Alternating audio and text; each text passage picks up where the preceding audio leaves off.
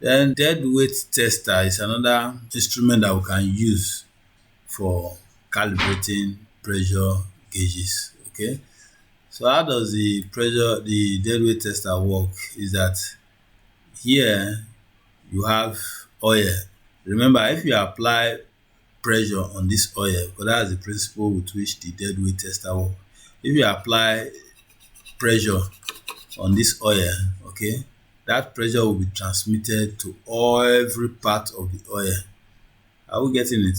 So the pressure will be the same everywhere on the oil. That is how hydraulic systems work. Okay. So now what happens is that you add a known weight that corresponds to the pressure, okay, that you actually want to determine. Once you add that weight, that will make this piston to go down. This disc now will not be free to rotate. I'm talking of this disc here will not be free to rotate. So now this screw is a screw press, not like, okay. So this is a screw press. So as you are twisting it, you are increasing the pressure within this chamber. So when the pressure in this chamber have increased to a level, remember the pressure will be the same everywhere, okay, that the fluid on everywhere that the fluid is touching. So when the pressure increases to a level that is equal to the weight that you have on this piston, what will happen is that it will lift it up, okay, and then this piston will be free. If you try to rotate in the weight, it will be free to rotate. So that means that the pressure, once this is free to rotate, the pressure that is exerted by the fluid is equal to that of the weight, which means we have the same pressure all through to the meter. Okay. Remember, pressure is called the force per unit area, and the force is mass times acceleration due to gravity. Okay. So the P now will be determined by the force, that is the weight over the area. That will give us the pressure when we do the calculation. So that pressure that will be exerted by that weight, okay, once known, assuming we, after calculation, we saw that it is supposed to be 20 psi. We are supposed to have 20 psi, okay, on the gauge that we are testing. I'm just trying to simplify everything for us to appreciate it. So if you do maybe the maximum is that 20 psi, it does not give you the maximum, okay, that's 20 psi, and then we need to make the necessary adjustment on the gauge, okay. Then when it is 0, we expect it to be on the 0 mark. If it is not, we make the necessary adjustment. So this is what we are describing, okay. So this is the screw press. We have the hand pump for fine adjustment. Are we getting it? So this is the dead weight tester, and this is where we add the weight. So this is just to simplify the explanation. As you are turning the screw press clockwise, the weight, okay, the pressure in the fluid, you are increasing it. Are you getting it? You increase it to a level that it will be equal to that of the weight, and it will lift the weight, and the weight will freely rotate. So at that point, when you rotate this weight, okay, it will turn freely. If it is here, it will turn freely on, there is the piston on the piston, and the weight will turn freely, okay, within that chamber. So this is what we have here. So as you do your readings, you record them.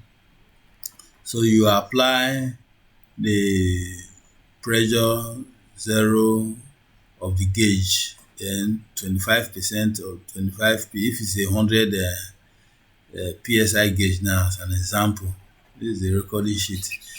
Okay, you record 0, 25, 50, 75, 100 psi.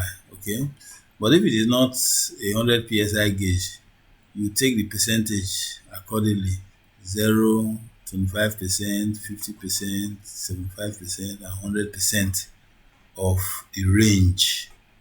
Okay, say it is between 0 and 300 psi. Okay, so you take 50% of the range. That 50% will be 150, which means 25% is 75 psi. Are we getting it? So that's what you do. So before adjustment or calibration, you take you look at the gauge reading. So if it is the same, well, there's no need to make any adjustment. If it is not, you make the adjustment and then you do an after test, okay, to see if what you have here will be the same with what you have here. So these are your first trial, second trial. Since we did not do any correction, okay, this is the year will be 0 correction. Are we getting it? That is for when you are increasing, that is move from 0 to 100. Then here you will now start reducing from you start from 100. When it is 100 psi, you reduce it to 75 psi or 75% of the range. Okay, 50, 100, then you record also. Are you getting it? So this is what we have in the before. Okay, and you compare it with what we have here as the applied pressure. So here we see that they are the same, so there is no need. But if there are differences, okay, we need to make adjustment. So here we have the mass in kilogram, then the pressure in the cylinder, that will be equal to the mass, okay, kilonewton per meter square. Then the gauge reading. So the gauge reading, the error, then the percentage error. So if it is within tolerable limits, there is no need for us to do any adjustment. So this one is the same thing, but in this case now, we are using hand pump.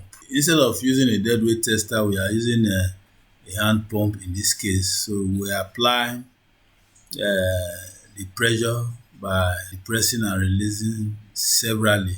As you do that, as you increase the pressure, it comes to 68 bar. So you expect to see that 68 bar on the meter that you want to calibrate. So if you look at this now, okay, we have 0 to 100, we have 1, 2, 3, 4, 5, 6. 1, 2, 3, 4, 5, 6, 7, 8. Okay, so 68 bar is approximately 70. Okay, so if it is within tolerable limits, okay, then we can accept. If not, we make adjustment.